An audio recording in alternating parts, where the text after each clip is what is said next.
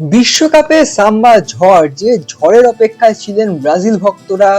দিনের পর দিন, রাতের পর রাত জেগেছিলেন যে কবে আবার দেখবো আমাদের ব্রাজিল দলকে সেই পুরোনো ছন্দে খেলতে দেখতে। এবং সেই ছন্দের কিছুটা হলেও এদিন হাইতি ম্যাচে ফিরলো, এবং যেখানে ভিনিসিয়াস জুনিয়র এবং তার সঙ্গে কুনহা জুটি বেঁধে তিনটি গোল করে দলকে বড় জয় এনে দিয়েছে। এবং প্রথম ম্যাচে মরক্কোর বিরুদ্ধে আটকে যাবার পর কিন্তু একটা বড়সড় সমালোচনা ঝড় বয়ে গিয়েছিল এই ব্রাজিল দলের উপর দিয়ে, বিশেষ করে যেখানে নেইমার ছিলেন না এবং নেইমারকে এই ম্যাচেও পাওয়া যায়নি। তা সত্ত্বেও ব্রাজিল কিন্তু তিনটি গোল করে দিয়েছে এবং বলা যেতেই পারে কার্যত রাউন্ড অফ 32 এর টিকিটটা অলমোস্ট কনফার্ম করে ফেলেছে। काटू क्या अभी काटू आप नहीं रुक जाओ गेम कोई भी हो पकड़ मजबूत होनी चाहिए सीमेंट से पकड़ बनाए मजबूत SRMB 550D TMT bar।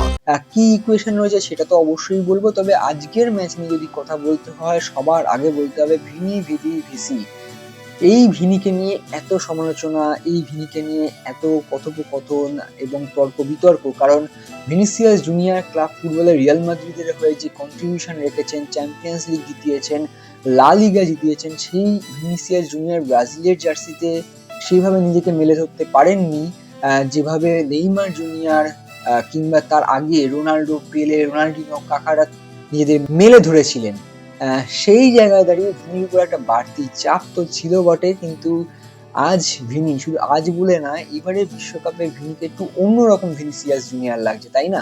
কারণ প্রথম ম্যাচে যদি দেখেন মরক্কোর বিরুদ্ধে ওই ইন্ডিভিজুয়াল পারফরমেন্স, ওই একটা গোল কিন্তু ব্রাজিলকে গুরুত্বপূর্ণ একটা পয়েন্ট এনে দিয়েছিল। এবং আপনার যদি মনে থাকে আমার প্রথম ব্রাজিল ম্যাচের পরে যে ভিডিও ভাইরাল হয়েছিল, সেখানে কিন্তু আমি বারবার বলেছিলাম যে পারফরমেন্স খুবই খারাপ ছিল, ব্রাজিলে খুবই খারাপ ছিল, এবং সেখানে ভিনিসিয়াস জুনিয়রও কিন্তু অফ কালার ছিলেন, কিন্তু ভিনিসিয়াসের ওই গোলটা কিন্তু খুব ইম্পর্টেন্ট হতে চলেছে ব্রাজিলের জন্য। এবং সেটাই কিন্তু কার্যত দেখা যাচ্ছে, একটা কনফিডেন্স পেয়ে যান একজন ফুটবলার। আজ কিন্তু সেটাই দেখা গেল, শুধু গোল করলেন না, গোল করালেনও বটে, এবং হ্যাটট্রিকের চান্স ছিল যেমন কুনহা, সেরকমই কিন্তু ভিনিসিয়াসেরও কিন্তু অ্যাসিস্টের সংখ্যা আরও বাড়তে পারতো এবং গোলের সংখ্যাও বাড়তে পারতো। তবে শুধু ভিনিসিয়াসকে নিয়ে কথা বললে হবে না, কিভাবে ব্রাজিল দল আজকে এই চেঞ্জেসটা এলো। আমি বলবো যে ব্রাজিলের, এই জন্যই আমরা বরাবর বলি যে এবারে ব্রাজিলের দলের যদি কেউ মানে গেম চেঞ্জার হন, তিনি অবশ্যই কোচ কার্লো আনসেলোত্তি, কারণ তিনি জানেন কিভাবে দলটাকে খেলাতে হবে। তারকাখচিত দল না হলেও তিনি জানেন কাকে কাকে কিভাবে ব্যবহার করলে ফল পাওয়া যেতে পারে। সবে দুটো ম্যাচ, তাও যেটুকু হয়েছে সেই জায়গা থেকে দাঁড়িয়ে বলা যেতে পারে যে এই কার্লো আনসেলোত্তি দলের রড্রিগো নেই, এই কার্লো আনসেলোত্তি দলের নেইমার এখন ফিট নন, এই কার্লো আনসেলোত্তি দলের একাধিক চোটজনিত সমস্যার পাশাপাশি তার টিম সিলেকশন নিয়ে অনেক বিতর্ক হয়েছিল। কিন্তু আপনারা দেখুন প্রথম ম্যাচে তিনি যে ভুলগুলি করেছিলেন বলে মনে হয় সেগুলো কিন্তু শুধরে নিয়েছেন। তিনি আগের ম্যাচে থিয়াগোকে চান্স দিয়েছিলেন এবং পরিবর্তন হিসেবে আসা কুনহা তার নজর কেড়েছিল, এবং সেই কারণে যে কুনহাকে দিয়ে স্টার্ট করলেন এবং তার সঙ্গে ড্যানিলোকে নিয়ে এলেন। আমরা দীর্ঘদিন ধরে বলে যাচ্ছিলাম যে ব্রাজিলের সাইড ব্যাক নিয়ে ঢুকতে হবে, কিন্তু আজকে বলতেই হবে যেভাবে ব্রাজিলের দুই সাইড ব্যাক আজ খেললেন, বিশেষ করে ভিনিসিয়াসের সঙ্গে ডগলাস যেভাবে জুটি বেঁধে খেললেন, সেই জায়গা থেকে কিন্তু একটা ভরসা পেতেই পারেন ব্রাজিলের ভক্তরা। এবং আজকে আরেকজন ফুটবলারের কথা বলবো, যার কথা না বললেই নয়। প্রথম দিন অনেক সমালোচনা করেছিলাম, তিনি হচ্ছেন পাকুয়েতা। পাকুয়েতা নিজের দিনে কিন্তু যথেষ্টই চালিকা শক্তিতে থাকেন, এবং আজ দেখা গেল পাকুয়েতা যেহেতু ভালো খেলছিলেন, ক্যাসেমিরোর উপর চাপটা কম পড়ছিল, যে কারণে ক্যাসেমিরো নিজের ছন্দে খেলতে পারছেন। যদিও আমি বলবো এখনো পর্যন্ত ক্যাসেমিরো কিন্তু তার যে ক্ষমতা, তার যে খেলার যে কন্ট্রোল, যে শক্তি, সেগুলো কিন্তু এখনো প্রদর্শন হয়নি। তবে হ্যাঁ, অবশ্যই পাকুয়েতা আজকে মিডফিল্ডে কন্ট্রোল করা কিছুটা হলেও আজকে খেলাটা ব্রাজিলের কন্ট্রোলে ছিল। যদিও হাইতি টিম কিন্তু অবশ্যই দুর্বল টিম। বিশ্বকাপের এবারের যে র্যাঙ্কিং ওয়াইজই দেখা যায় যে তৃতীয় বা দ্বিতীয় উইকেস্ট টিম আর কি, সেই জায়গায় দাঁড়িয়ে যে সবকিছু একেবারে প্রমাণ হয়ে গেল সেই জায়গায় আসেনি ব্রাজিল দল। তবে এই জয়টা বাড়তি আত্মবিশ্বাস তো অবশ্যই যোগাবে, একটা স্বস্তির নিঃশ্বাস ফেলবেন কার্লো আনচেলত্তি।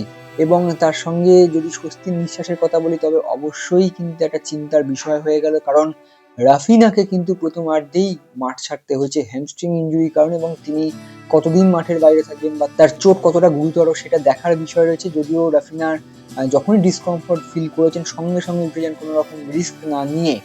এবং এই জায়গা থেকে এটাও বলা যেতে পারে ব্রাজিল আজকে কিন্তু তাদের যে রিজার্ভ বেঞ্চ রয়েছে সেই রিজার্ভ বেঞ্চকে দেখে নেওয়ার সুযোগ পেয়েছিল। এনরিক নেমেছিলেন এবং তার সঙ্গে আরও বাকি যারা ছিলেন প্রত্যেককেই কিন্তু ঘুরিয়ে ফিরিয়ে দেখে নিলেন কোচ কার্লো আনসেলোত্তি। এবং আজকে যদি ডিফেন্স লাইনে কথা বলা যায়, ডিফেন্স লাইনকেও সেভাবে পরীক্ষার মুখে পড়তেন, যদিও একটা কিন্তু প্রশ্নচিহ্ন রয়ে যাচ্ছে, কারণ শেষের দিকে কিন্তু হাইতি একের পর এক আক্রমণ সানিয়েছিল এবং গোলের খুব কাছাকাছিও চলে এসেছিল তারা। এটা যেমন একটা চিন্তার বিষয়। দ্বিতীয় চিন্তার বিষয় থেকে যাচ্ছে যে প্রথমার্ধে 3 গোলের পর কিন্তু ব্রাজিল আর গোল করতে পারেনি এবং যেখানে গোলের ব্যবধান বাড়িয়ে রাখার একটা সুবর্ণ সুযোগ ছিল সেখানে একাধিক সুযোগ নষ্ট।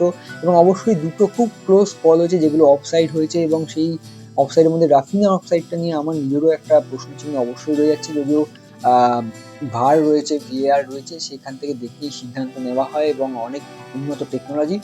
তবে রাফিনার একটা গোল, এনরিকের একটা গোল কিন্তু অফসাইডের কারণে বাতিল হয়ে যায়। সব মিলে যদি আমরা বলি রাফিনা না থাকাটা কিন্তু একটা বড় ক্ষতি হতে পারে, কারণ যেখানে নেইমার জুনিয়র ফিট নন এইটা যেমন একটা চিন্তার বিষয়, সেরকমই ভিনির ফর্ম। আমরা আগের দিনই বলেছিলাম যে কার্লো আনসেলোত্তির এখনো পুরো পেত্তাস ভিনি, যে ভিনি কিন্তু এই আনসেলোত্তিকে একটা অফ সিজন অফ কালারের সময়তেও তিনি কিন্তু একা টেনে ইউসিএল এ চ্যাম্পিয়ন করতে সাহায্য করেছিলেন।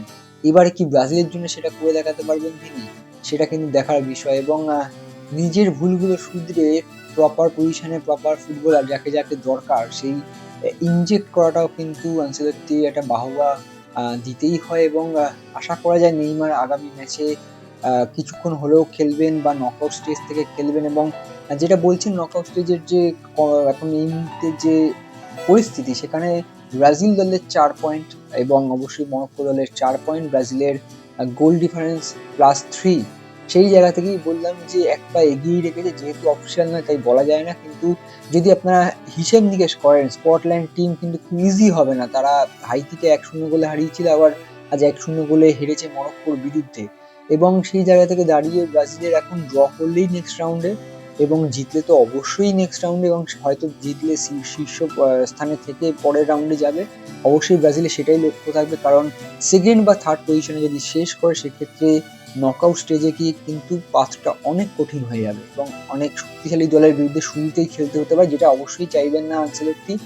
সেই জায়গায় দাঁড়িয়ে জেতা বা ড্র অবশ্যই একটা অপশন, কিন্তু যদি হেরেও যায় সেখানেও কিন্তু ইকুয়েশন বলছে যে ওই যে 8টা বেস্ট থার্ড টিম উঠবে, সেখানে কিন্তু ব্রাজিলের থাকার সম্ভাবনা বেশি, কারণ অলরেডি তাদের 4 পয়েন্ট এবং অলরেডি তাদের কিন্তু গোল ডিফারেন্সও ভালো। তবে ব্রাজিল দল তো আর থার্ড টিম হয়ে ওঠার জন্য খেলছে না, তারা চ্যাম্পিয়ন হওয়ার জন্য খেলছে। হেক্সা জয়ের স্বপ্ন নিয়ে তারা মাঠে নেমেছে। সেই কারণে আজকের ম্যাচের পজিটিভ দিকগুলো সামনে রেখেই এবং এখনো যে ভুল ত্রুটিগুলো হচ্ছে সেগুলোকে শুধরে নিয়ে ব্রাজিল দল কিন্তু স্কটল্যান্ড ম্যাচ খেলতে নামবে। ভিডিওটি দেখে আপনাদের কি মতামত? আপনারা কি আজকের ম্যাচ থেকে স্যাটিসফাইড? সেদিনের রবিবাসরীয় সকালটা যদি তিক্ত হয়ে থাকে, আজকে অবশ্যই মিষ্টি মুখ করে নেবেন, কারণ ব্রাজিল জয়ে ফিরল। এবং অবশ্যই সাবস্ক্রাইব করে ফলো করে আমাদের পাশে থাকবেন। অসংখ্য ধন্যবাদ, নমস্কার। Extra time.